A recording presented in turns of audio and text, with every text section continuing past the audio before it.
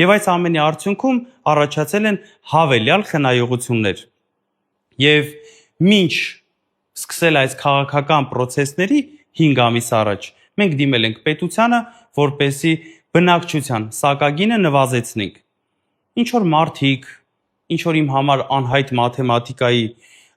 հաշվարկների արդյունքում ինչ որ 20 լումայից ենք խոսում։ Մենք խոսում ենք 3 դրամի մասին եւ պահանջում ենք սակագինը նվազեցնել, բնակչության սակագինը նվազեցնել 3 դրամով։ Իշխանության կողմից նշանակված ժամանակավոր պաշտոնակատարը հեծում այն աշխատանքը, որ հիմա ինքն է անում եւ այն քաղաքականությամբ, որ տանում է հեծը, կորուստները բարձրանում են։ Ուր ենք գնալու այս ճանապարհով։ Բիբինի ժամանակներ։ Հիշեցնեմ Բիբինի ժամանակները ինչով ավարտվեցին։ Ավարտվեցին էլեկտրիկ Երևանով։ Ես չեմ ուզում այդ օրերը գան։ Անկեղծ չեմ ուզում։